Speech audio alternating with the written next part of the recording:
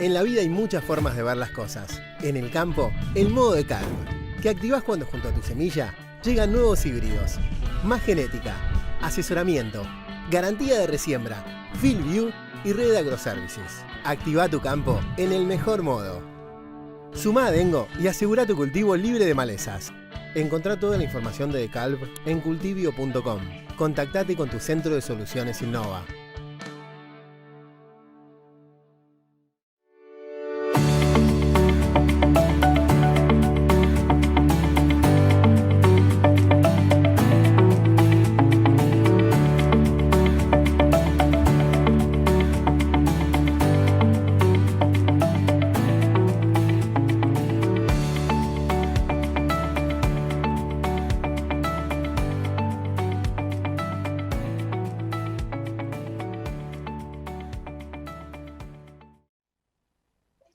Buenos días, bienvenidos al panel La Agenda de la Innovación para un Futuro Biobasado del Congreso Maizar 4.0.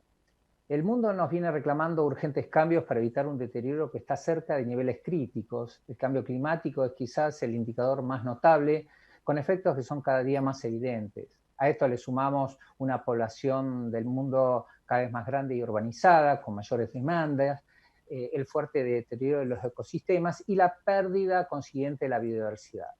La humanidad, por otra parte, gracias a la permanente extracción y combustión de carbono fósil, logró incrementar desde la revolución industrial la concentración de dióxido de carbono en la atmósfera de 280 a 400 partes por millón, lo que se expresa como un incremento de temperaturas cada vez mayores con consecuencias cada vez menos tolerables. En las últimas décadas comenzó a cobrarse mayor conciencia sobre este problema y ya se vienen tomando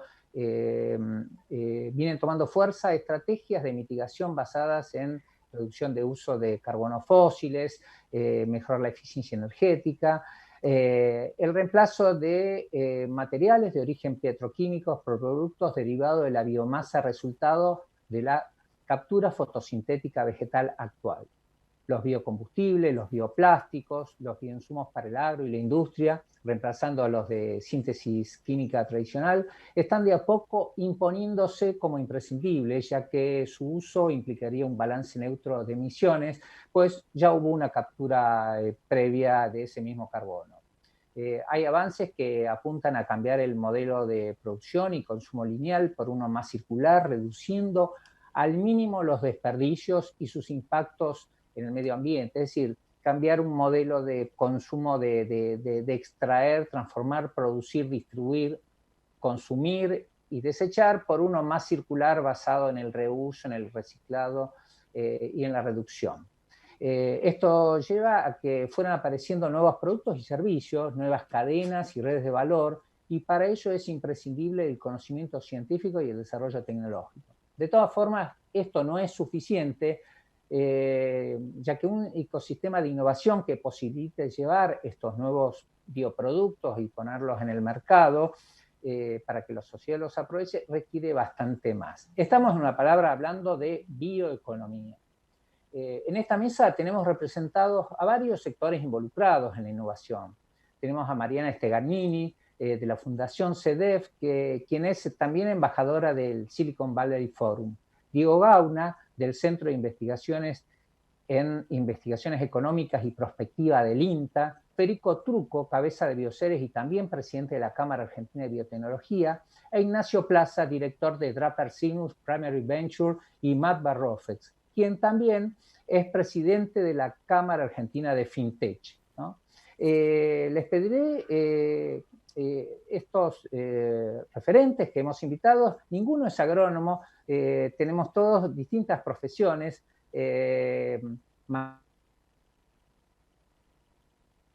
comunicadora, Diego Gauna, economista, Ignacio Plaza es ingeniero electromecánico y Federico Trucco y yo somos bioquímicos.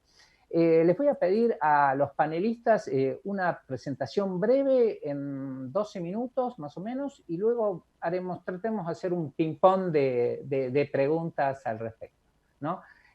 Vamos a comenzar por Mariana Estegarnini, ¿no? Le voy a preguntar a ver qué hace la Fundación CEDEF y quisiera que ella nos plantee algunos aspectos no tecnológicos, menos duros, sobre la innovación, ¿no? Aspectos más bien culturales, organizacionales, y si ves, Mariana, oportunidades para que contribuyan con la innovación a un desarrollo territorial más equilibrado, más equitativo. Bueno, te doy la palabra.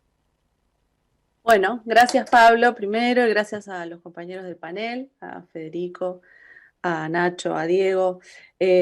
Muchas gracias a Maizar por la invitación y sobre todo también felicitaciones por sostener el evento a pesar del contexto. Es un desafío y un esfuerzo muy valorable.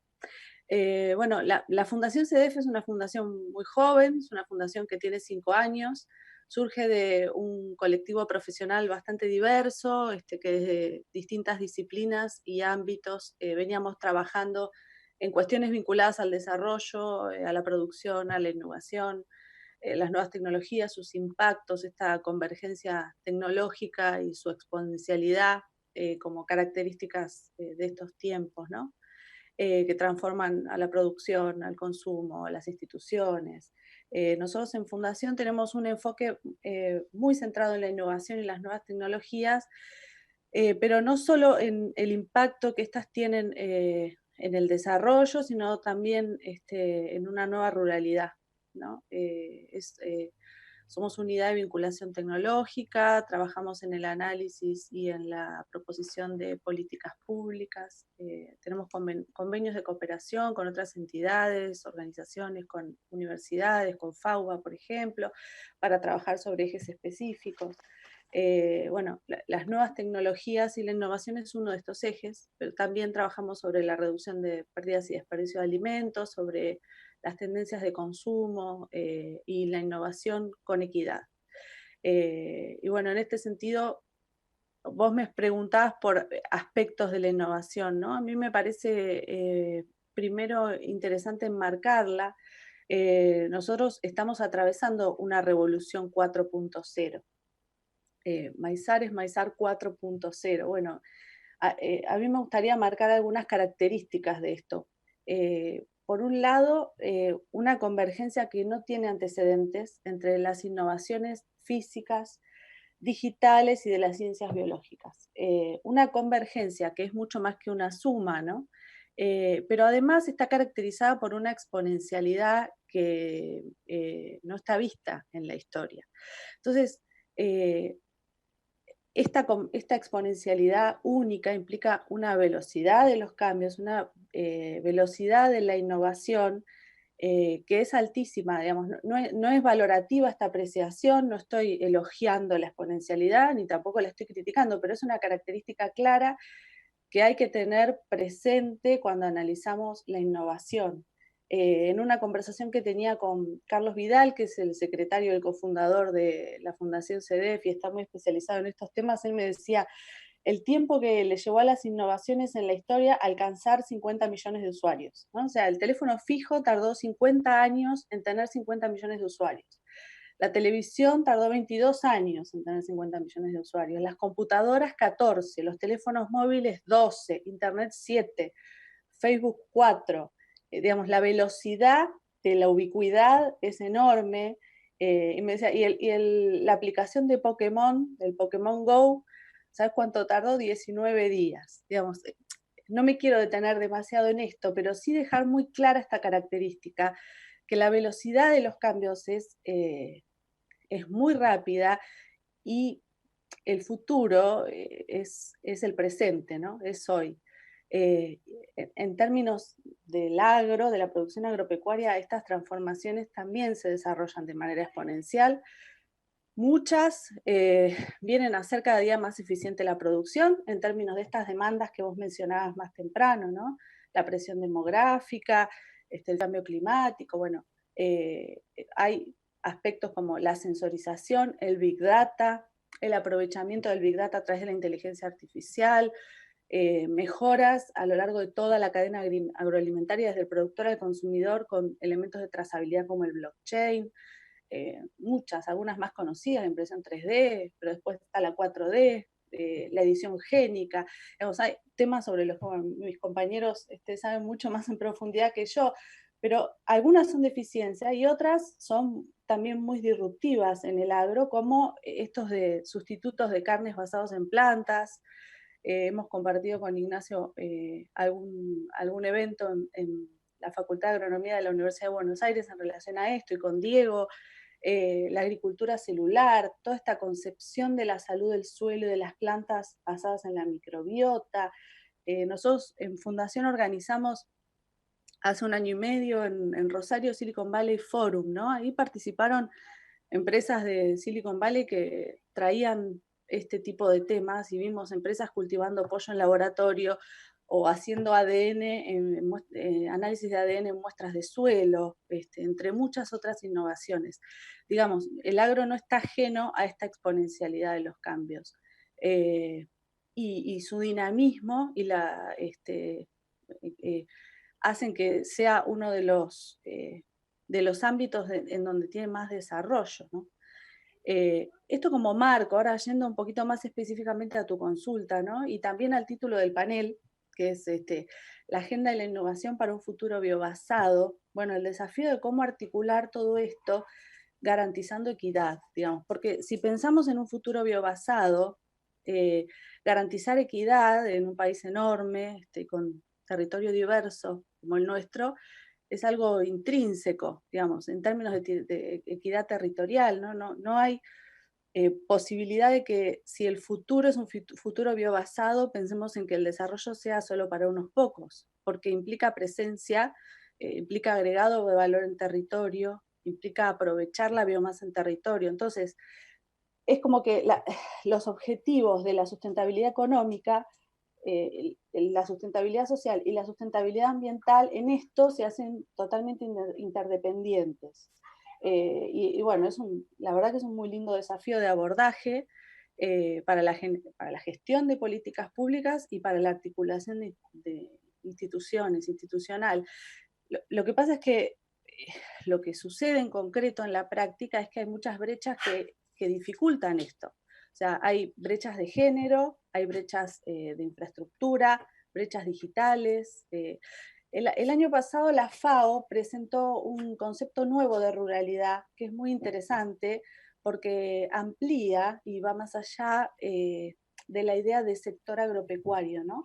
Lo amplía en términos de comunidad rural, de la comarca, se enfoca territorialmente y con mucha más conciencia de las distintas funciones y los distintos servicios que tiene la agricultura más allá de lo netamente productivo.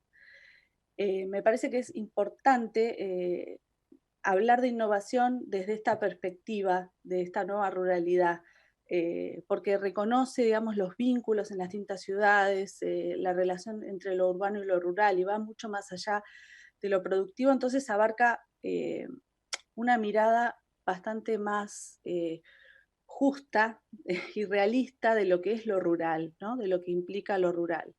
Y también de la cantidad de recursos naturales, de la diversidad, de la capacidad de responder a esos desafíos. Pero bueno, nuevamente, si nosotros lo analizamos desde ahí, este contexto evidencia brechas, porque cuando hablamos de competitividad o de innovación territorial, hay obstáculos para que esto sea equitativo muy concretos, muy claros. Hay una cuestión que es la de género, que es un obstáculo evidente, pero hay obstáculos de infraestructura, de brecha en términos de caminos, pero sobre todo, lo más poderoso sobre lo que nosotros consideramos que hay que trabajar es esta brecha digital, ¿no? Empezando por la conectividad, pero la brecha digital es mucho más que la conectividad. Digamos, vos decías oportunidades en tu pregunta. Yo no es desde un optimismo ingenuo para nada, son territorios llenos de oportunidades, repletos de oportunidades, pero están aislados, ¿no? Entonces, que es algo que se ha exacerbado mucho con esta pandemia, que situaciones previas se ponen de manifiesto de manera muy contundente. El esfuerzo sobre la educación en territorios que no tienen conectividad. Vos trabajás en eso, Pablo, lo tenés muy claro. Sería bueno que lo puedas comentar en ese sentido en algún momento, porque me parece muy valioso. Pero son brechas que han quedado muy expuestas, ¿no? Nosotros hicimos en Fundación un análisis sobre los datos del último censo agropecuario, ¿no? Y en términos generales, que se hizo en el 2008 en Argentina, y en términos generales uno dice, bueno, el 35% del territorio rural tiene internet. Entonces, bueno, es un número muy bajo. Pero cuando uno lo desglosa por jurisdicción, básicamente por provincia, eso no solo habla de que es bajo en algunas provincias, habla de que es profundamente inequitativo.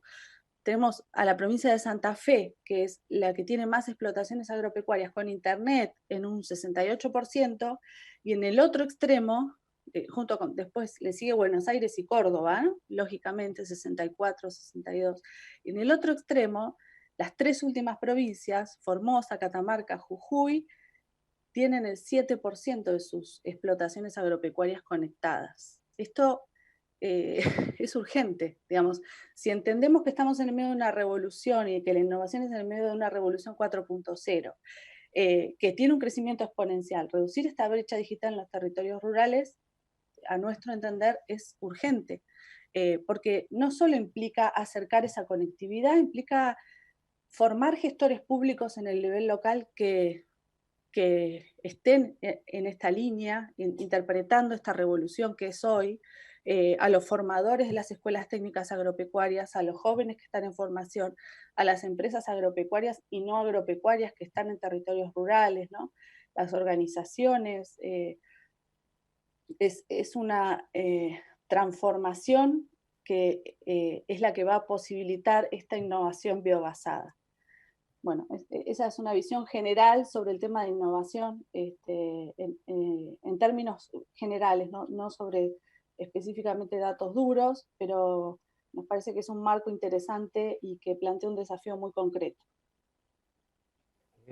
Gracias. Coincido, Mariana, totalmente en lo que decís. De hecho, por un lado, en cuanto al desarrollo local, lo bueno que un desarrollo biobasado, o sea, basado en biomasa, implica un desarrollo territorial, dado que la biomasa de por sí, en sí misma, en forma cruda, tiene muy poco valor, es caro, complicado transportarla, poco denso energéticamente, en cuanto a su valor económico. Por lo tanto, hay una necesidad de valor local. Por otro lado, coincido también plenamente en que la gran deuda del Estado para con los argentinos es tener una conectividad importante y eficiente, sobre todo para el tema educativo. Ahora vamos a hablar un poquito con Diego. Diego, por favor, contanos qué hace el centro que vos coordinás de investigaciones económicas y prospectiva del INTA. ¿Qué es la prospectiva en sí mismo? ¿Para qué sirve? Y si nos podés contar un poquito de las agendas globales de innovación, o sea, los distintos países, más o menos las tendencias innovativas, ¿sí? Bueno, muchas gracias, Pablo, por la introducción. Bueno, muchas gracias a Maisal por la invitación. Bueno, y a todos mis compañeros del panel, Federico, Nacho y Mariana, que ya nos hemos conocido, nos hemos cruzado en otros eventos, en otras instancias. Bueno, yo me toca particularmente dentro de este centro de investigación en economía y prospectiva, me toca coordinar el área de prospectiva, ¿sí? Y bueno, la prospectiva es una disciplina que lo que hace es estudiar el cambio social, de alguna manera. Es decir, todas las visiones y futuro que están detrás de las tendencias, cambios y factores estructurales de cualquier objeto de estudio. Uno puede hacer prospectiva desde el trabajo al empleo, a la industria. Es una disciplina bastante flexible y se basa un poco en la mirada de futuro, en la construcción de visiones de futuro de diferentes sistemas. Obviamente es un enfoque interdisciplinario porque las problemáticas que son importantes para las visiones de futuro requieren de múltiples visiones, así que nuestro equipo está conformado por economistas, politólogos, antropólogos, agrónomos, biólogos. No es fácil la convivencia, porque la interdisciplinaridad es muy linda promoverla, pero la convivencia obviamente es mucho más desafiante. Pero en ese sentido ya venimos trabajando hace 10, 12 años, con diferente intensidad, con picos y valles, de acuerdo a la demanda institucional, en diferentes temas del futuro del sector. Y en los últimos años, particularmente, nos hemos abocado a centrarnos más específicamente en la perspectiva científico-tecnológica del sector. Entonces ahí estamos trabajando con cuáles son las nuevas tecnologías que van a tener impacto en el futuro del sector, qué está detrás de esos nuevos desarrollos tecnológicos, cuáles son las capacidades que se van a requerir institucionalmente para poder ser competitivos en ese nuevo escenario de las tecnologías. Déjame compartirte acá un slide. Me ha quedado por acá.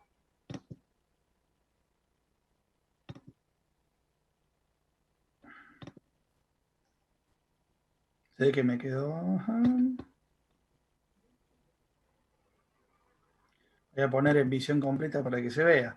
Bueno, yo creo que Mariana fue muy, muy clara en esta visión del mundo 4.0. Algo más que tengo que decir, una sola cosa que me parece importante y que hay veces que sí, que Mariana lo dijo implícitamente, pero lo quiero hacer más explícito.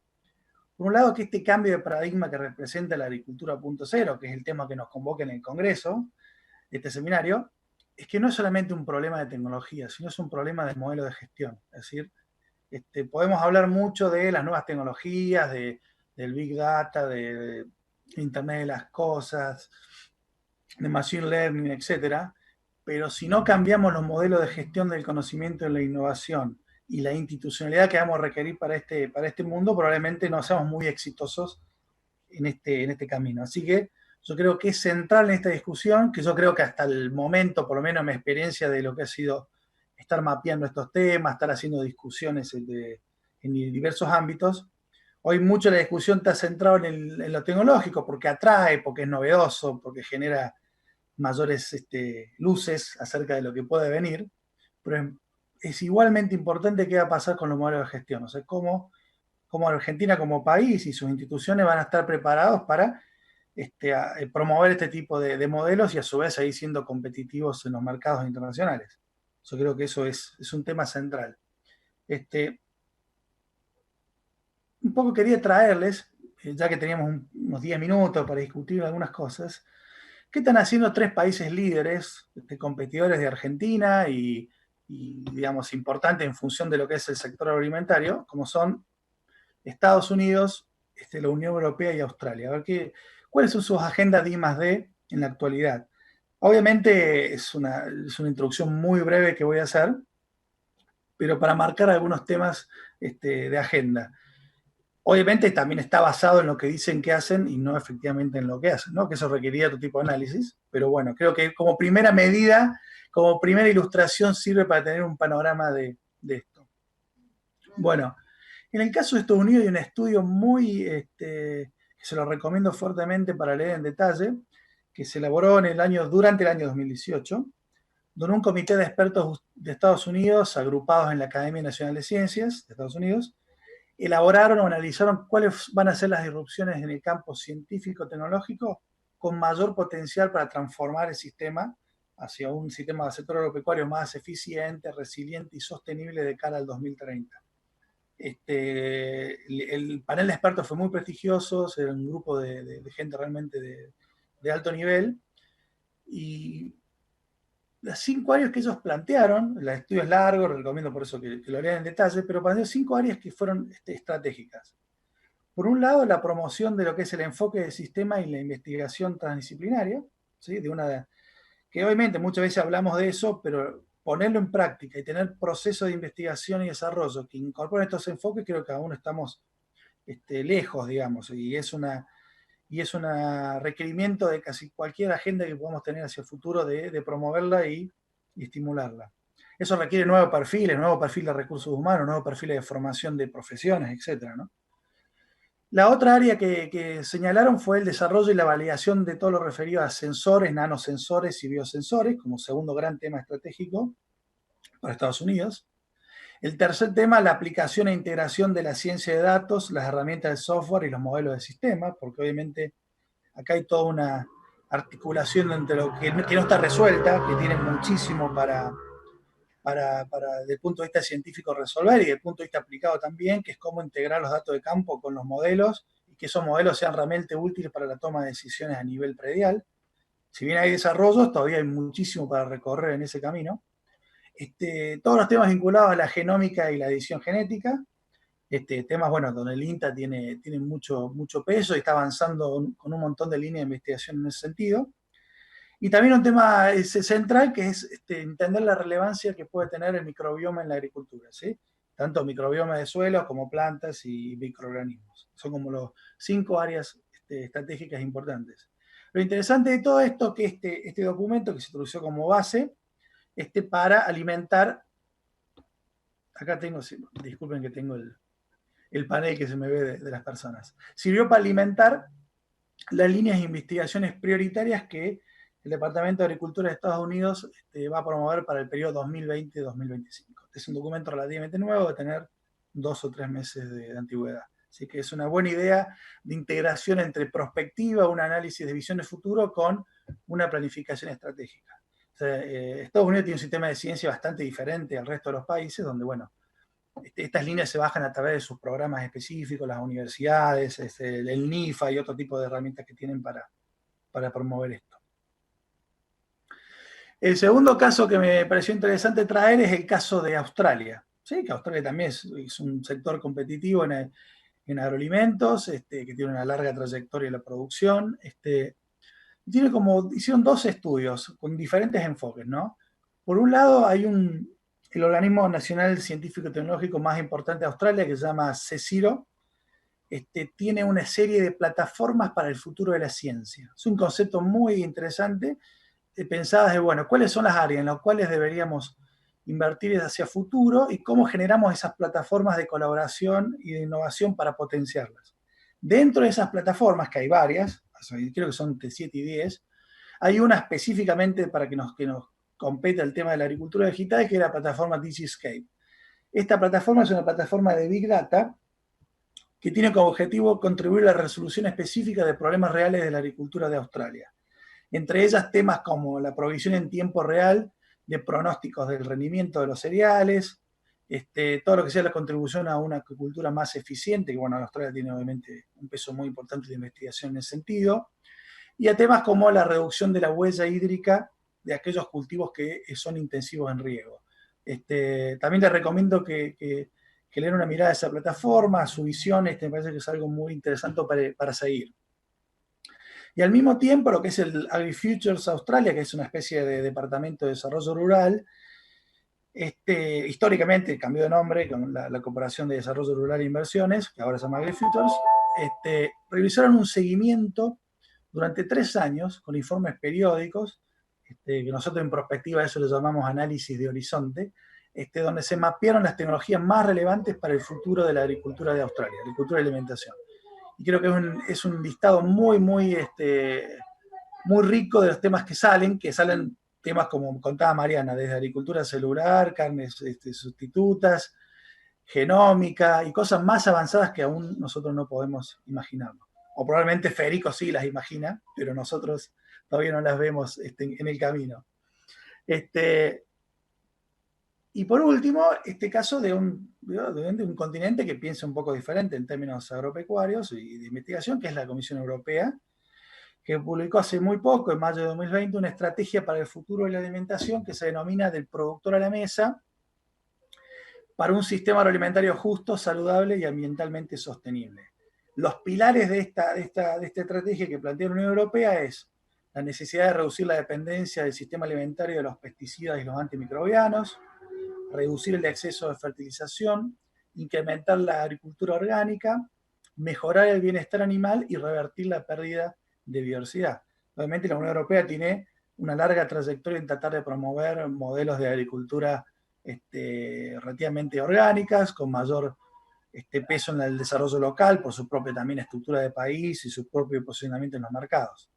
Entonces, entre las áreas clave de investigación que se están mencionando para el futuro, están el microbioma, la alimentación de los océanos, todo aquello que hace relación a los sistemas alimentarios urbanos y periurbanos, y aquellas que incrementen la disponibilidad y las fuentes de proteínas alternativas, entre ellas los sustitutos de proteína basados en en plantas y otras alternativas adicionales. Insectos, por ejemplo.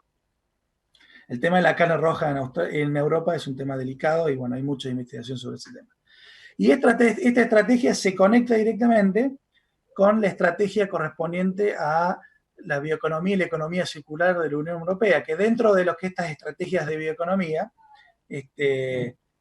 integra los dos lados, de esta idea de la economía basada en recursos renovables, que vos introduciste muy bien, Pablo, al inicio de la sesión, y esta visión de economía circular, digamos que pueden ser independientes. Uno puede tener economía circular sin bioeconomía y bioeconomía sin economía circular. Acá hay una intersección que la Unión Europea lo ha ido promoviendo desde el inicio de sus planes y que parece muy importante resaltar. Así que, bueno, eso un poco quería mostrarles esas tres agendas y solo un comentario final que también lo iba a hacer al inicio, pero ahora que me acuerdo lo retomo, que esto se da en una etapa donde hay una relativa estancamiento de la productividad agrícola y que todavía no se refleja la velocidad del cambio exponencial que le llamamos en los nuevos desarrollos. O sea, ahí tenemos un problema que puede ser de medición. Muchos argumentan que muchas de las cosas de la agricultura digital no se pueden medir adecuadamente y no lo tenemos de algún modo calibrado para decir cuál ha sido la contribución en términos de productividad, pero tenemos como un escenario de una productividad que crece pero cada vez más lento a nivel global, y con el tema de que la única forma de crecer a futuro en temas de agricultura es con incremento de productividad, porque la expansión de tierras es un tema que ya, salvo en algunos casos puntuales, no se considera una alternativa viable. Y por otro lado, esta nueva revolución que está jugando al mismo tiempo. Así que nada, esa reflexión para ver dónde sea ese punto de quiebre entre un proceso que viene relativamente plano y una nueva revolución que está en curso. Así que bueno, eso era lo que tenía para compartirles en estos breves minutos.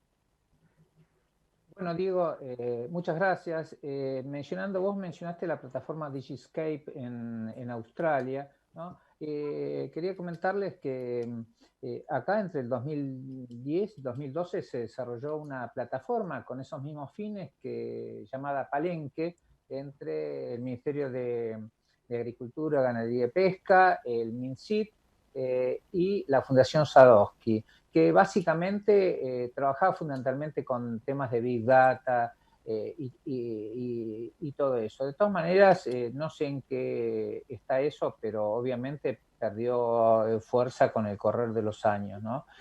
Pero bueno, vamos a cambiar un poco y hay en la Argentina una empresa que realmente es un orgullo, es una empresa paradigmática que constantemente está empujando la frontera del conocimiento y la tecnología más y más allá, ¿no? Yo diría que hasta en una forma hasta quizás transgresora frente a los estándares a los que estamos acostumbrados, ¿no? Que es Bioceres. Por eso le voy a pedir a Federico Trucco, que es el CEO de esta empresa, que nos cuente un poquito cómo nació, cómo se desarrolla. Y yendo un poco al tema de biobasados y conociendo las enormes bondades agronómicas que tiene el maíz, la gran capacidad fotosintética para producir almidones, celulosa, quería preguntarte, Federico, ¿qué alternativas ves para la generación a partir de derivados del maíz, ya sea granos o celulosa, para la generación de nuevos productos, ¿no? Si ¿podés comentarnos algo de lo que están trabajando? En cuanto a celulosa, obviamente la celulosa puede tener distintos orígenes, pero de maíz, puede ser de otros cultivos, pero justamente quería planteártelo porque en el caso del maíz, bueno, la producción en los últimos años creció enormemente, creo que cerca de un 60% en los últimos 3 años, y en algún momento se van a necesitar nuevos destinos para estas producciones y habría que tener alternativas para ofrecerles a los productores algo más, ¿no? que alimentos o bioetanol de primera generación, ¿no? Así que, Federico, te doy la palabra. Bueno, gracias Pablo por la presentación, a la gente de Maizar por la invitación y es un gusto estar con Diego, con Mariana, con Nacho, compartiendo el panel y aprendiendo también. Siempre uno se lleva cosas nuevas para enriquecer hacia adelante, así que gracias. Bioceres quizás es una compañía que que la audiencia de este evento conoce desde hace algún tiempo. Es una historia que nació en diciembre del 2001, como una cooperativa de productores de la sociedad del conocimiento que buscaban de alguna forma conectar al mundo científico con el mundo productivo, con un montón de prejuicios y de una manera muy ingenua, pero bueno, que a lo largo del tiempo fue evolucionando y es una empresa que hoy tiene más de 360 accionistas, en su gran mayoría, inmensa mayoría, productores agropecuarios de nuestro país. También participan algunas empresas agroindustriales o instituciones financieras de Argentina que vieron en esto una inversión atractiva y que fue construyendo distintas historias. Quizás la más emblemática es la historia que tiene que ver con tecnologías para tolerancia a sequía y salinidad en cultivos extensivos.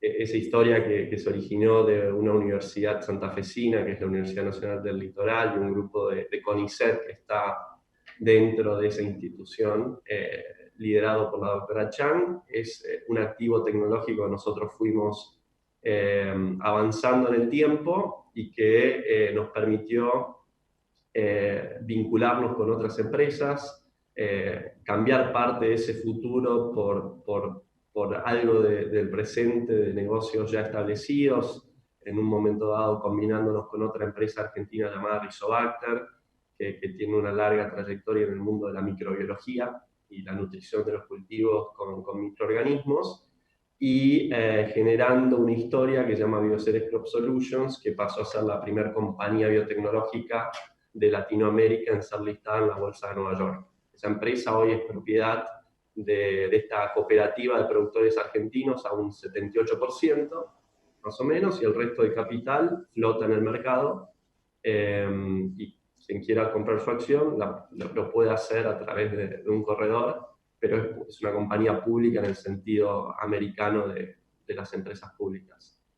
En paralelo, hemos incursionado en otras historias dentro del espacio de las ciencias de la vida. Nosotros creemos que nuestro expertise tiene que ver con entender la ciencia y transformarla en negocios, y tratamos de participar en estadios tempranos en proyectos de alto impacto. Lo hacemos así como hicimos esto dentro del mundo de los agroinsumos. Estamos trabajando en el mundo de los biomateriales, viendo cómo podemos usar microorganismos para transformar subproductos o desechos de procesos de transformación de materias primas en moléculas de mayor valor agregado, particularmente en el espacio de los biomateriales, tomando el residuo de una planta de biodiesel o de una planta de etanol de maíz para generar moléculas como PHA, PHB.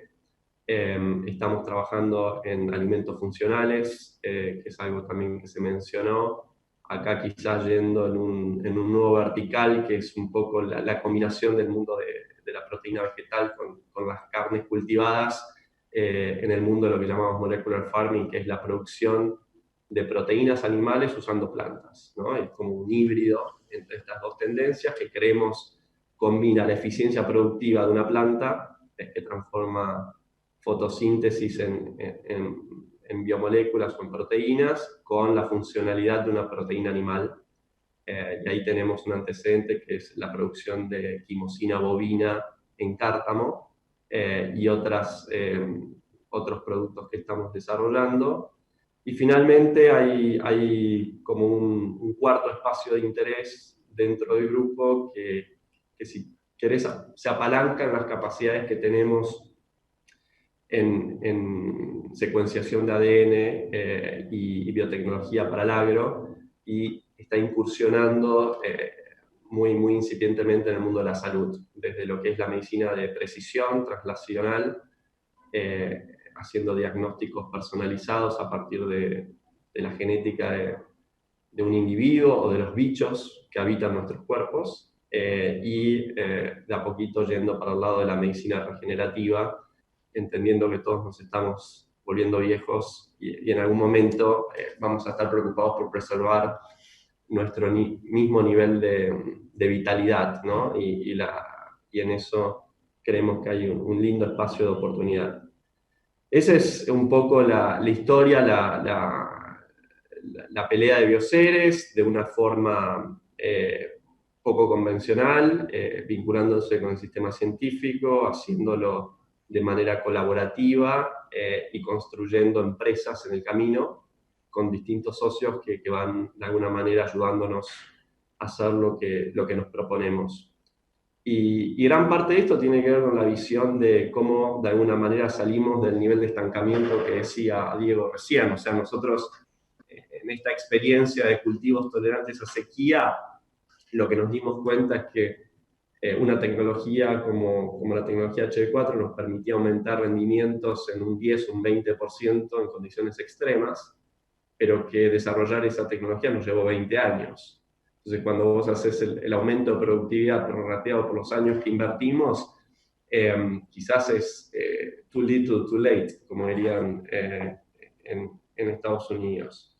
Y también nos provocó la idea esta de que hay una gran parte de la fotosíntesis que se captura o que genera una planta en el campo que desaprovechamos, ¿no? De hecho, por cada tonelada de maíz que genera una planta en el campo, en grano, hay casi una tonelada de biomasa aérea que no contribuye a la materia orgánica del suelo, que se volatiliza en un periodo de 12 meses, poco más, poco menos, dependiendo de las condiciones climáticas. Entonces creo que el desafío de la bioeconomía es cómo de alguna manera podemos dar ese salto cuántico aprovechando todas esas moléculas orgánicas que no están compartimentalizadas en un grano, de una manera que tenga sentido para los usos de la humanidad, o sea, como biomateriales, bioenergía, alimentación humana y animal, quizás alguna otra cosa que ahora no se nos ocurre. Y creo que ahí lo interesante o lo contraintuitivo es entender que para aprovechar esa parte que no está compartimentalizada, lo que tenemos es una carrera contra el tiempo, porque no es una materia prima que podamos relocalizar rápidamente antes que se descomponga, y si lo hacemos es probablemente poco costo efectivo. Entonces, el aprovechar esa tonelada que perdemos requiere de que la transformación inicial de esa materia prima ocurra en el mismo lugar donde esa fotosíntesis fue realizada. Y eso nos impone lo que es el paradigma del desescalado de los procesos industriales. O sea, cómo nosotros podemos llevar adelante la bioeconomía yendo en contra de la economía de escala. Y cuando uno va, o por lo menos en una transformación inicial.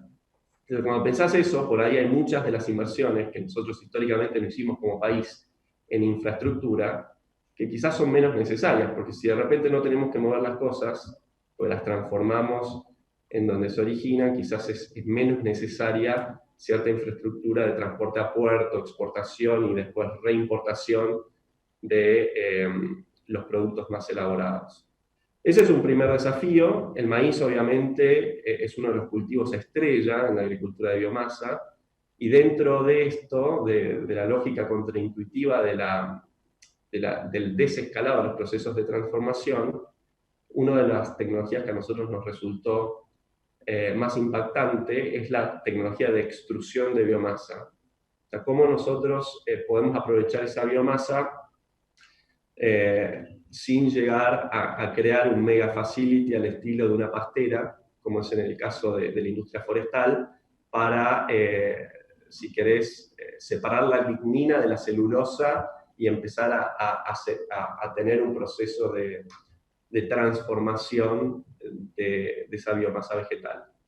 Y aquí lo interesante fue entender cómo lo que inicialmente pensábamos que podíamos lograr con enzimas hidrolíticas, o sea, hay enzimas que descomponen la biomasa y te generan un azúcar fermentable, convierten la lignocelulosa en un azúcar fermentable, finalmente se puede lograr con un proceso físico de extrusión de la biomasa, que es mucho más competitivo que el proceso de explosión con vapor que hace una pastera en un facility de $1.000 millones, y que lo podés lograr con una planta industrial de menos de $20 millones.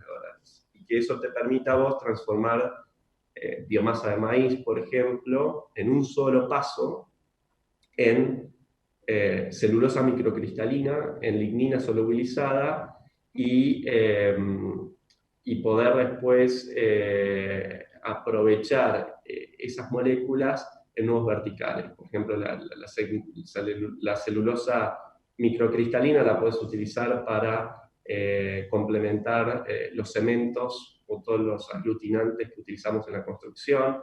La lignina solubilizada la podrías usar para sustituto del asfalto o para blendear con el asfalto en la construcción de caminos. Entonces, creo que ahí se genera una agenda en donde nosotros con el actual sistema productivo podríamos duplicar nuestra productividad por hectárea si incorporamos estos procesos de baja escala que nos permiten aprovechar lo que hoy se volatiliza de cada hectárea de maíz. Hago pausa acá, creo que estoy excedido en algún minuto, así que le dejo el tiempo que queda a Nacho para mantenernos en horario. Perfecto. En todo caso, te haría yo sé que te tenés que ir un poquito antes, pero te haría una pregunta, Federico, ya que estamos sabiendo que vos sos el presidente de la Cámara Argentina de Biotecnología, ¿no? ¿Pensás que con esta inestabilidad macroeconómica que estamos viviendo, potenciada por la pandemia, este sector de empresas tan innovadoras seguirá invirtiendo, seguirá desarrollando nuevas cosas? ¿Y dónde ves el mayor problema? Si en el tema económico, en el regulatorio, en el tema en cuanto a disponer de recursos humanos capacitados, ¿no? Si podés hacer una mención y luego vamos a darle el turno a Ignacio, ¿no? Por si tenés que irte, ¿no? Sí, gracias, Pablo. Yo creo que nosotros tenemos condiciones en Argentina que son bastante buenas y favorables, independientemente de lo macro, para crear nuevas cosas. O sea, yo creo que hay un recurso humano sumamente creativo, provocador, un sistema científico que nos da cierta cuota de originalidad y que eso vos lo podés utilizar de una manera muy costo efectiva para crear startups. Lo que creo que es difícil en nuestro país es escalarlas. O sea, cuando vos tenés que pasar a monetizar, ahí sí la macro te pega más duro, más si la monetización es local. Entonces nosotros deberíamos dedicarnos a exportar startups, crear acá, si querés, esa historia que combina lo intangible con un business plan. Y ahí tenemos si querés, una serie de ventajas con las cuales muy rápidamente y a un costo muy bajo llegamos a algo con un alto grado de evolución. Ahora, cuando eso necesita ser escalado y entrar en la economía real, es muy difícil. Creo que Argentina es muy difícil. Y creo que una de las principales dificultades es no el acceso al capital, que quizás es algo que puedas ser la respuesta intuitiva, sino nuestra propia, si querés, parálisis cultural. O sea, a nosotros nos cuesta mucho liderar procesos internacionales. O sea, por ahí parecemos que somos arrogantes o creídos en el ámbito deportivo, pero cuando va a animarnos a liderar procesos en donde estamos teniendo que imponer nuevos marcos regulatorios, somos temorizos, o sea, tenemos más temor. Y creo que eso es lo primero que tenemos que sobrellevar. Creo que si podemos dar un salto cualitativo. En ese sentido, creo que lo regulatorio es central. No sé, alguien alguna vez me dijo, imagínate lo que podría pasar en Argentina si una computadora de inteligencia artificial pudiera sacar un número de quit, empezar una empresa y contratar personas.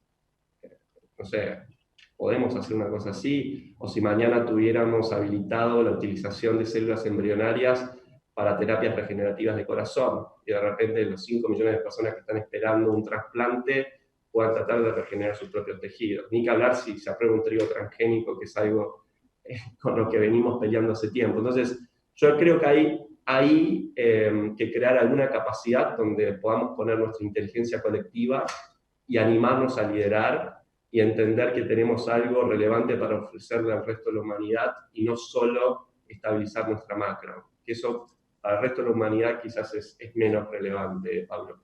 Claro.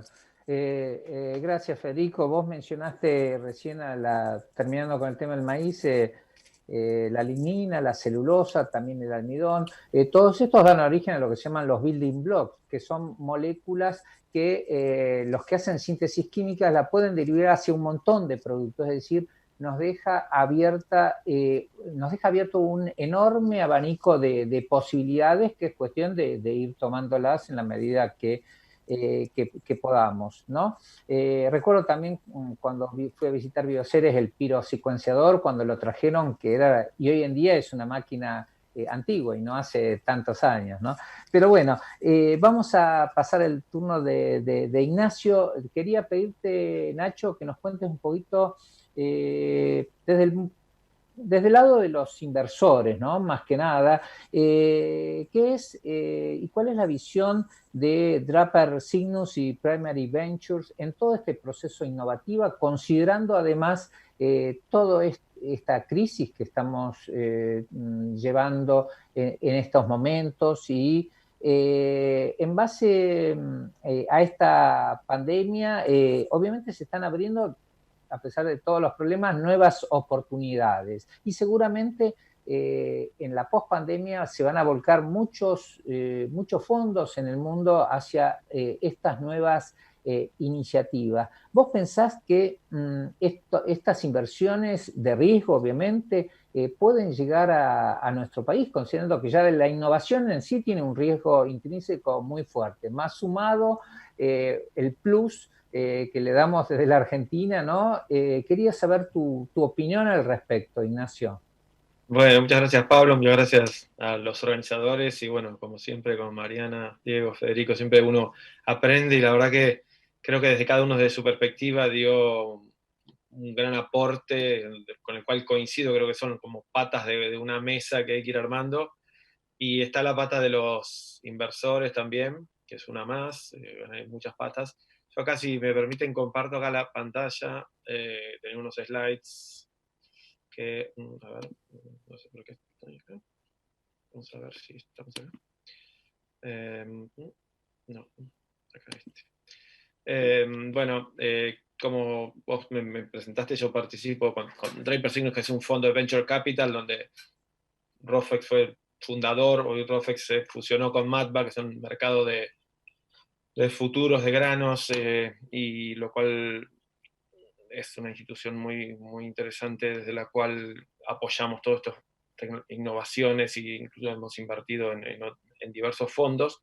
Y también está la Cámara Argentina de FinTech, que bueno, dado que mi trayectoria más como emprendedor fue por el lado de FinTech y bueno, como Malvarrofes queremos apoyar a los emprendedores también del mundo financiero para construir soluciones que permitan, bueno, financiar el futuro, ¿no? Y financiar por el lado de la inclusión financiera y también por el lado de los emprendedores y las pymes principalmente.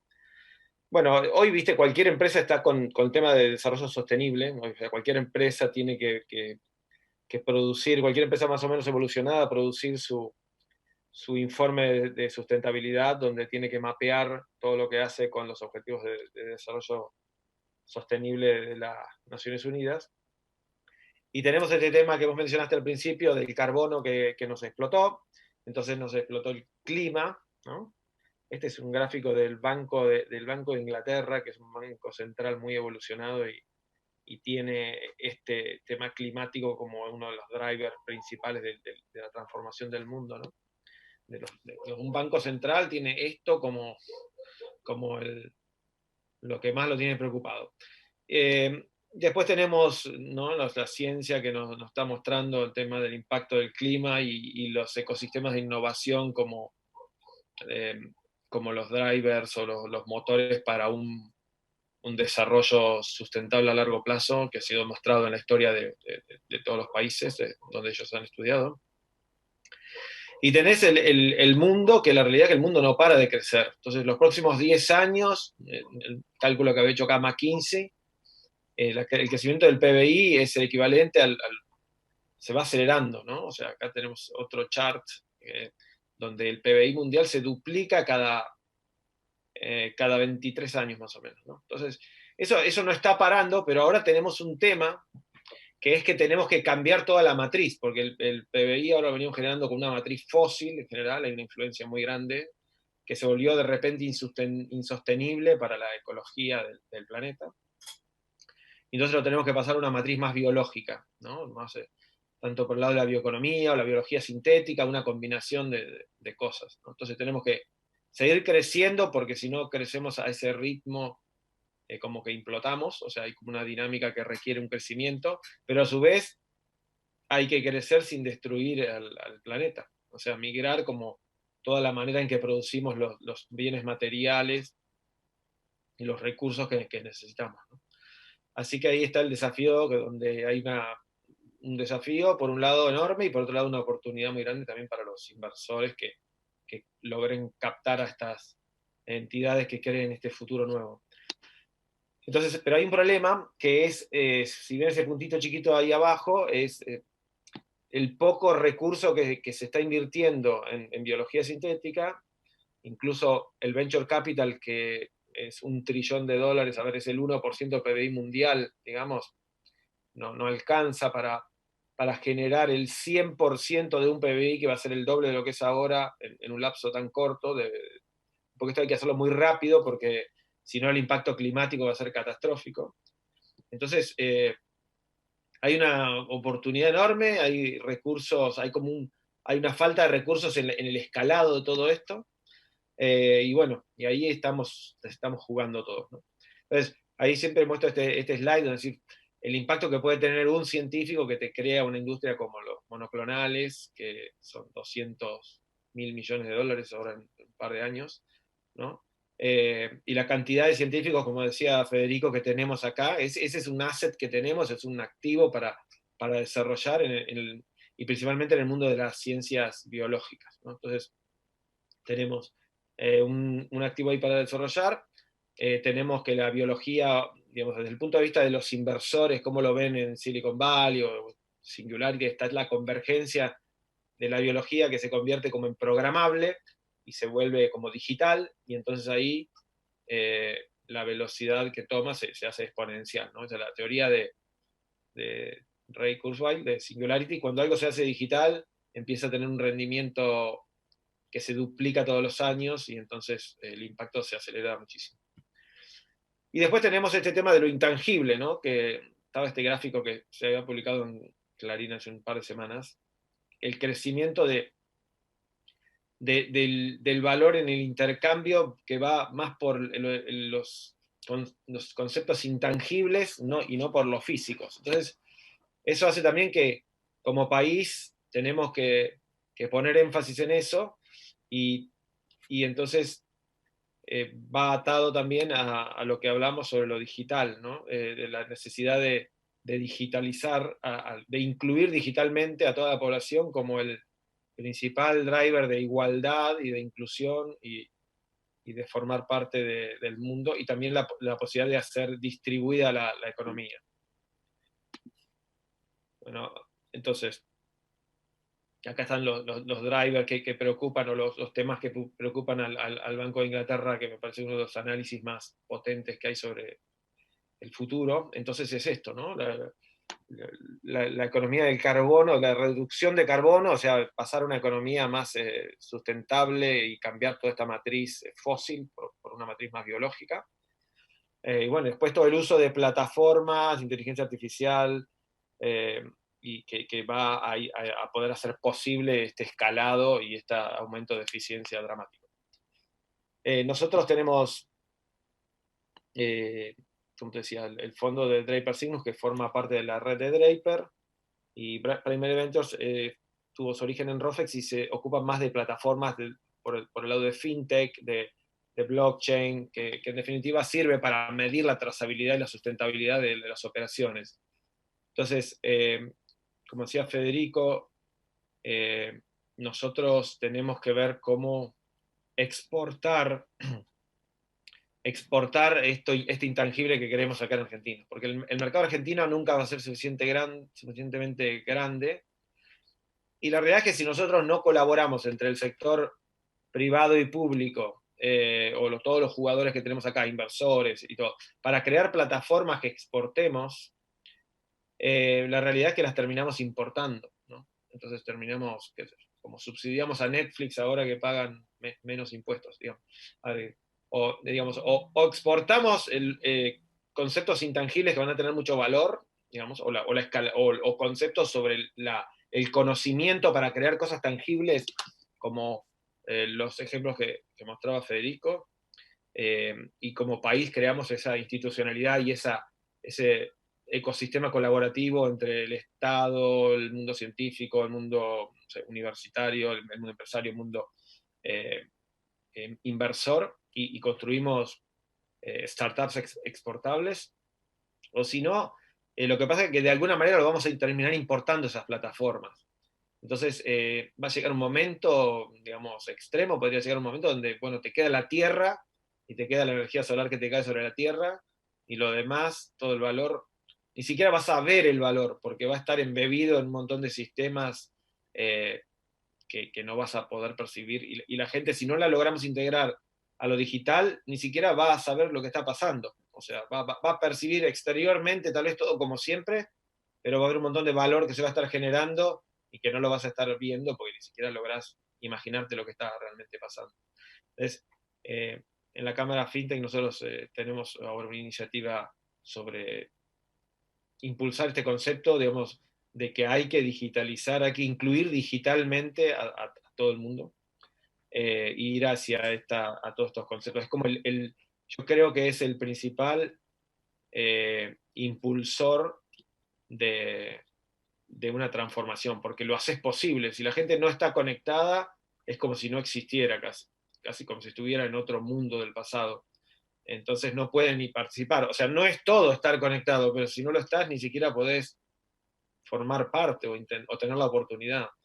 Entonces, digo, si para el coronavirus hemos hecho un esfuerzo de 10% del PBI, digamos, no sé, 30.000 millones de dólares, bueno, hagamos un esfuerzo de incluir digitalmente a todos los habitantes, ciudadanos de Argentina, y de ahí ya tenés como una base para encarar cualquier cosa. No sé, como para decir, bueno, hagamos un esfuerzo libre de grietas para incluir a todos. Una vez que estén todos conectados, hasta vas a descubrir las cosas que por ahí no las estás viendo, porque no está conectado, y al no estar conectado ahí las cosas como que no existen. Vos ves a los chicos y se educan por TikTok, o sea, y entonces sus ideas surgen de ahí, de los microvideos que salen de plataformas sociales que no sabes de dónde salen. Entonces, qué sé yo, el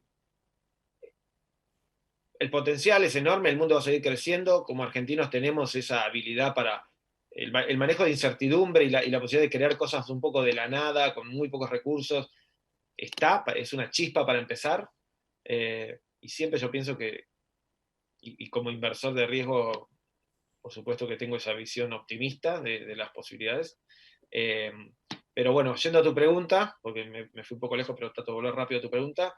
Sí, los inversores siempre están viendo oportunidades, y las oportunidades son cada vez más horizontales. Digamos, no necesitas un laboratorio de una universidad, que hay 3 en el mundo. Hoy la tecnología da un apalancamiento enorme, y entonces con pocos recursos podrían descubrirse o crearse conceptos muy escalables en cualquier lugar del mundo. Ahora, nuestro contexto, tanto por el tamaño de país como por a veces las dificultades macroeconómicas o dificultades para integrarse, para moverse rápido que necesita una startup, hace que por ahí rápidamente tenga que ir a jugar al mundo. Y bueno, tenemos que ir a jugar al mundo. Pero la regla de jugar en el mundo, bueno, las vas aprendiendo sobre la marcha. Digamos, el mundo es como jugar en primera, ¿viste? En un juego que encima va cambiando todo el tiempo, ¿no? Cuando te metes en biotecnología, ¿viste? Empiezas a jugar temas de propiedad intelectual, temas de regulación, temas complejos. No es trivial, pero bueno, hay que estar unidos, porque el tema no es entre nosotros. Yo creo que es una locura, por supuesto, pensar en brechas. El tema es que si nosotros no construimos el futuro desde Argentina, de alguna manera construimos pequeños futuros en pequeños, no sé, plataformas o compañías o lo que sea, lo terminamos comprando, y entonces cada vez vamos a tener incluso menos recursos para comprar. Porque ¿de dónde vamos a originar nuestra prosperidad para adquirir lo que necesitamos para vivir bien, dignamente. El futuro se va a ir creando en otro lado y lo vamos a tener que importar. Bueno, no sé, eso es lo que quería decir. Perfecto, gracias Ignacio. Y hablando de fondos de inversión, en realidad esto no es nuevo, tiene muchos años. Yo recuerdo que en el caso tuyo, hace 2 años o 3, tuve la oportunidad de charlar un rato con Tim Draper, que es el fundador, no, que en realidad no es el fundador, es creo que la 4ª generación familiar de inversores de riesgo, ¿no? Creo que es un caso bastante interesante que se da en Estados Unidos, ¿no, Ignacio? Sí, Tim, bueno, sí, su abuelo creó el primer fondo. Su abuelo era un militar, estuvo en la reconstrucción de Alemania y Japón después de la guerra, ¿no? Gente que tuvo que salir de la nada y él era como, tuvo siempre ganas de apoyar. Entonces creó el primer fondo de la costa oeste, en la época cuando la costa oeste era más, donde se ve creado una tecnología en Stanford que era tecnología bélica de comunicaciones, y ahí surgieron todas las cosas de la Guerra Fría. Y bueno, y él es la 3ª generación y es inversor le gustan proyectos muy ambiciosos y cree que pueden estar en cualquier lugar del mundo. Entonces hizo una red de 25 fondos con inversores locales en distintos países del mundo, y él también participa. Y bueno, él es inversor en una compañía justamente de escalado industrial que es argentina, se llama STAM, y que se ocupa de que se puedan construir plantas industriales de biotecnología en mucha menor escala, con mucho mayor rendimiento por unidad de volumen, digamos. Y bueno, es un poco parte de la idea de Federico. Y también tiene que ver con la idea que surge ahora a raíz de la pandemia de la antifragilidad, ¿no? La necesidad de descentralizar las cosas para que no sean frágiles, y bueno, creo que es algo bueno también para Argentina. Creo que hay un montón de conceptos que apoyan el concepto de bioeconomía, porque la biología también es como antifrágil por naturaleza, ¿no? La biodiversidad. Entonces, nosotros hemos concentrado mucho, incluso la agricultura así masiva, tratás de esterilizar todo y que crezca solo lo que vos querés. Y bueno, por ahí hay que volver a una armonía distinta, pero bueno, hoy se están encontrando las razones de por qué tal vez hay que descentralizar, hay que apoyar mucho la biodiversidad o cuidarla, y bueno, hay mucho valor ahí para la sustentabilidad. Perfecto. Volviendo un poco ahora a Mariana. Mariana, bueno, saben que uno de los ejes de acción del gobierno es promover, mejorar las condiciones de desarrollo de la agricultura familiar. ¿Vos ves que la innovación tecnológica es consistente con eso? ¿Estarían peleados o no? ¿O de alguna forma pueden llegar a potenciar la agricultura familiar, la aplicación de nuevas tecnologías, del AgTech, todo como que parece mundos muy separados, ¿no? ¿Es así realmente? Creo que no son mundos separados, que claramente impulsar la agricultura familiar es sin dudas impulsar las tecnologías para el agro, para la agricultura familiar específicamente. Yo creo que en ese sentido hay que apostar a una articulación institucional bien participativa con las organizaciones de base y con organismos desde el Estado con fuerte presencia territorial, como el INTA, que impulsen y que articulen los desarrollos de estas nuevas tecnologías para los agricultores familiares. Creo también que no es un impulso que puede quedar librado al mercado y a una dinámica, a la dinámica lógica que tiene el emprendedurismo que tradicionalmente ha tenido, porque si es así, naturalmente es un proceso en el que difícilmente el agricultor familiar acceda o que llegue a los últimos, a los más alejados, a los más chicos, ¿no? Creo que sí, la agricultura familiar es estratégica, y que no solo es estratégica en el desarrollo, sino también desde el punto de vista de esta nueva ruralidad de la que hablaba más temprano, mejora la calidad de vida, mejora el desarrollo territorial, es un sector crítico, digamos, que no puede ser dejado librado al azar en términos de la incorporación de tecnología, al azar o a reglas del mercado. para nosotros la conectividad con las nuevas tecnologías para el agro destinada a los pequeños productores y a los productores de la agricultura familiar deberían ser la punta de lanza, digamos, de un proyecto de desarrollo en estos términos. Es muy concreto, o sea, permitiría generar desarrollo territorial, pero para eso, claramente, nuevamente, volvemos a lo mismo, es necesario invertir en infraestructura, en conectividad, en capacitación, en equidad. Efectivamente. Y Diego, yo sé que, digamos, el INTA trabaja mucho en temas de bioeconomía, ¿no? ¿Cómo se traduce esto en hechos, programas? Contame un poquito en esa línea y también en relación a lo que mencionó Mariana sobre la nueva ruralidad. Digamos, ¿tenés algún ejemplo, algo que nos ilustre un poquitito? Sí, a ver, por un lado la bioeconomía está en la base del INTA, ¿no? O sea, más allá de cómo el concepto evoluciona, de a qué nos referimos con bioeconomía, cuál es esta noción moderna de bioeconomía, claramente el INTA tiene el potencial y ha tenido históricamente potencial de transformación y desarrollo tecnológico para todas las innovaciones que impliquen recursos biomásicos.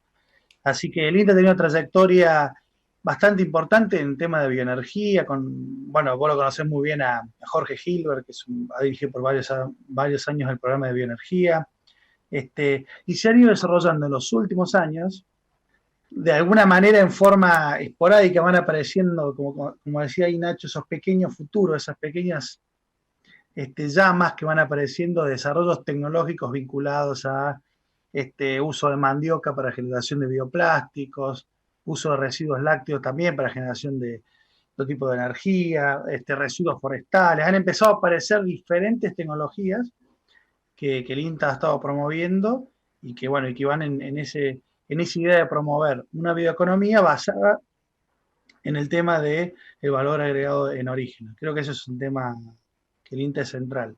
Particularmente yo he estado involucrado en los últimos 2 años con un proyecto bastante ambicioso, donde trabajamos en forma conjunta INTI, INTA y 3 universidades del norte argentino, Salta, Santiago del Estero y Corrientes, donde hicimos un estudio de diagnóstico y prospectiva de todo el potencial de la bioeconomía del norte argentino. Un tema realmente fascinante por la diversidad biológica productiva que tiene el norte.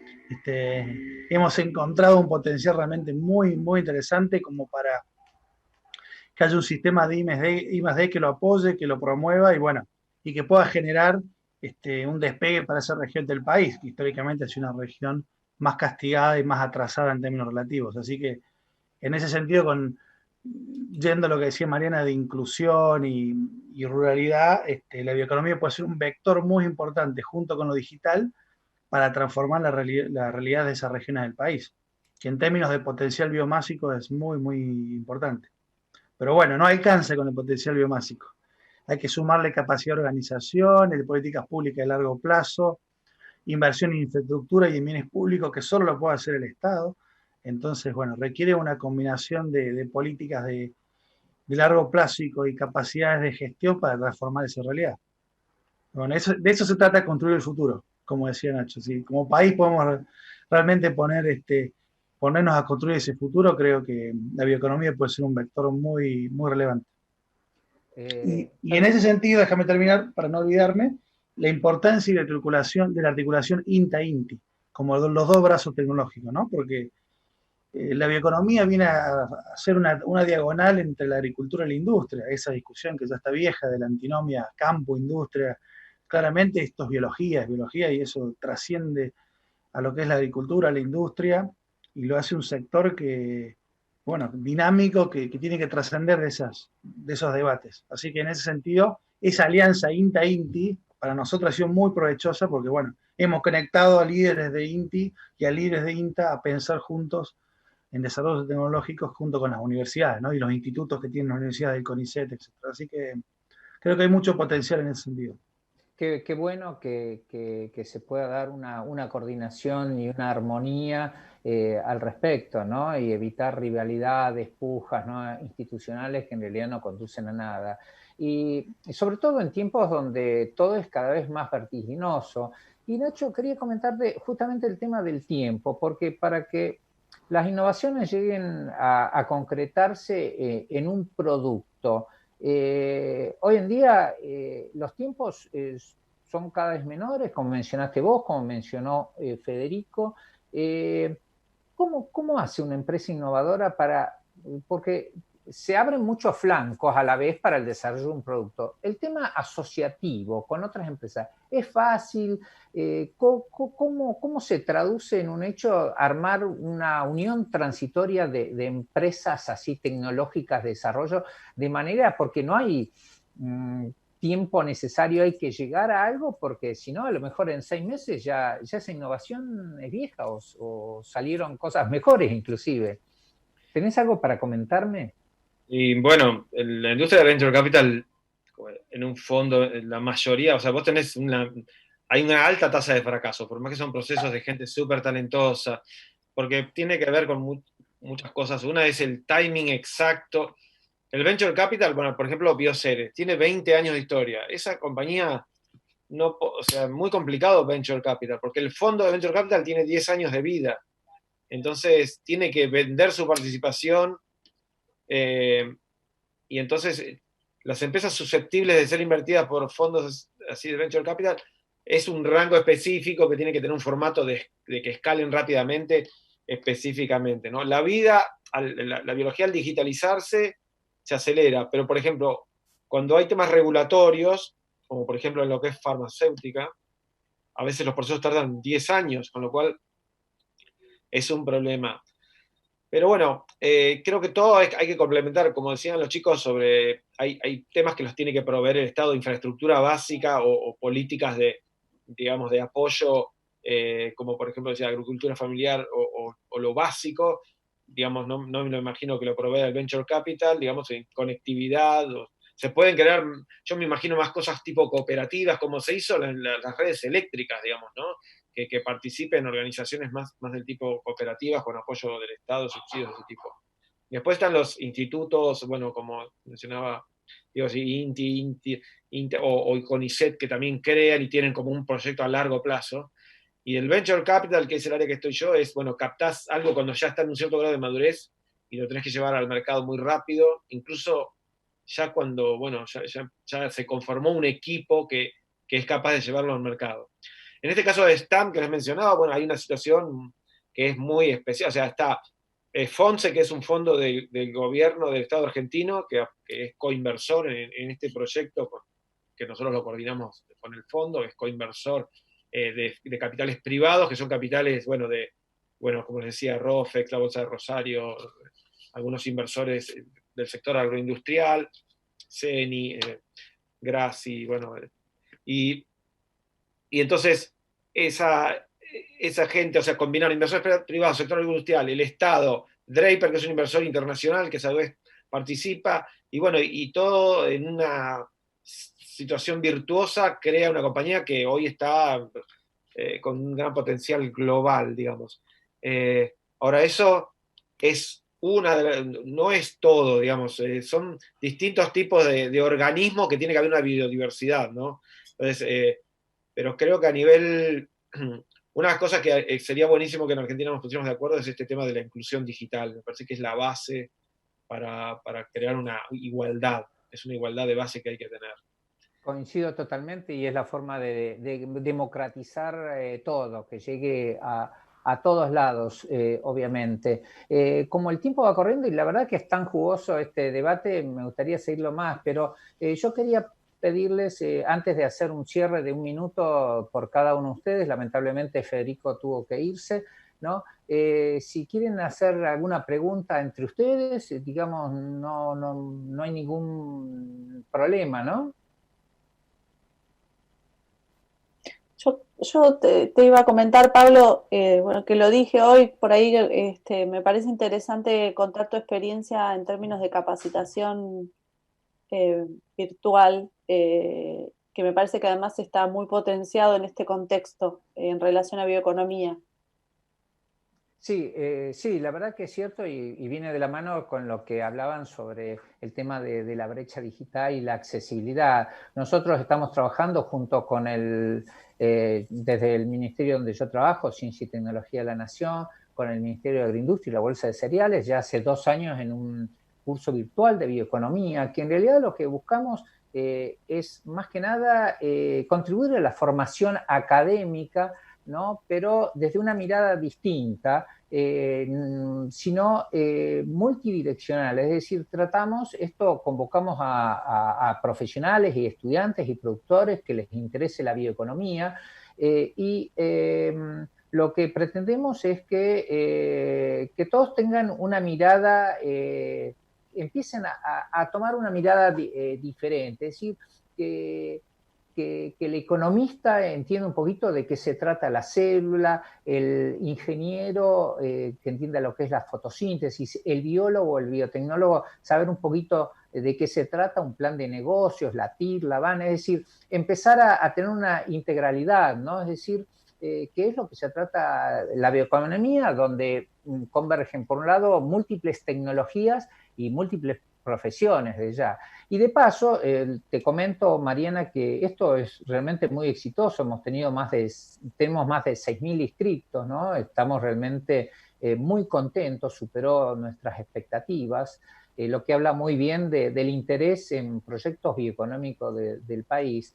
Lo que pretendemos también es generar redes de vinculación, mostrar lo que hacen las instituciones de vanguardia, ya sean públicas y privadas, mostrar casos de éxito y bueno, tenemos en total más de 100 profesores que realmente son de los mejores, tanto a nivel nacional como también internacionales, ¿no? Incluso los padres de la bioeconomía en Europa dan clase en este curso virtual. De paso, les comento que ya hemos puesto un stand virtual acá en el Congreso Maizar, mencionando un poco de qué se trata el curso y ofreciendo la inscripción. Esto es abierto y gratuito.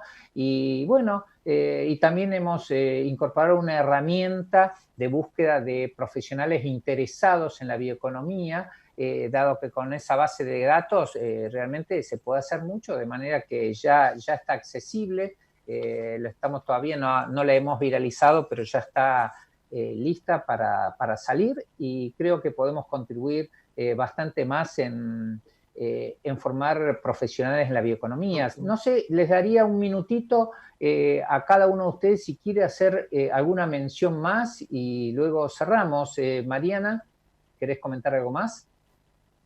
No, centralmente destacar que la conectividad es equidad en este contexto y Nacho hablaba de lo que fue la electrificación. Nosotros creemos que acercar conectividad a las comunidades rurales hoy es lo mismo que fue en un momento de la historia, acercar la luz. Nos parece que realmente es urgente.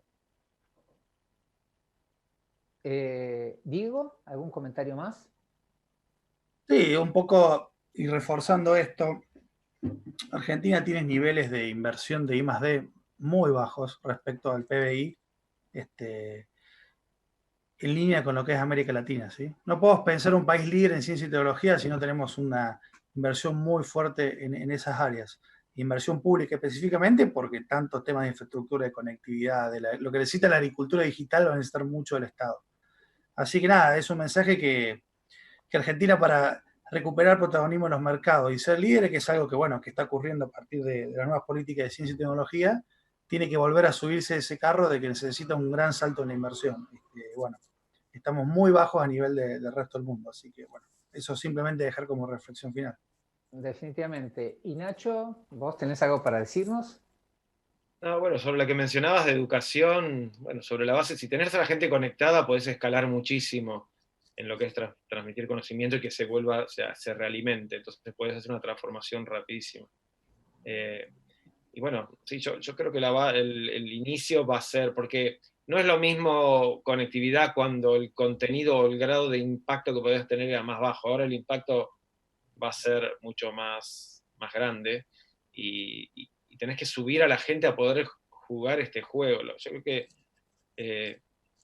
realmente lo que vos te está pasando, o sea, la capacidad de incorporar nuevos conceptos y de convertirlos en algo práctico, hoy es mucho más rápido el impacto de lo que tenías antiguamente, por múltiples factores que se coordinan. O sea, todo converge, como decía Mariana, y tenés que hacer posible esa convergencia, y la convergencia la haces posible cuando lo digitalizás.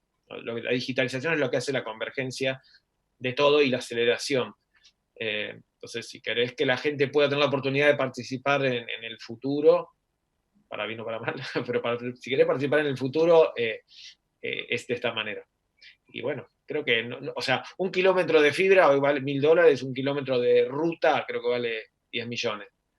Claro. Bueno, la verdad que transmitir ese conocimiento no es tan difícil, o lo mismo que la energía distribuida, digamos, si queremos hacer solar eólica, creo que son cosas que habría que tratar de que se propaguen, y la gente misma tendría posibilidad de participar de toda esta bioeconomía tecnificada, donde va a estar el valor en el futuro. Si no, nos vamos a quedar con la tierra, ¿no? Necesitamos conectar a nuestra gente. Definitivamente coincido con los tres, realmente han vertido conceptos realmente muy, muy claros, y hablando de educación digital, tenemos alumnos de todas las provincias argentinas, incluso también de Latinoamérica, de Europa. Es decir, esto no termina en las fronteras del país, es decir, esto es mucho más amplio, mucho más rico, mucho más enriquecedor para todos. Así que, bueno, en realidad me gustaría seguir un poco más, pero ya nos hemos pasado de tiempo, y realmente quiero agradecerles a los cuatro, a Mariana, a Diego, a Federico, a Nacho, esta posibilidad de haber compartido esta discusión tan interesante.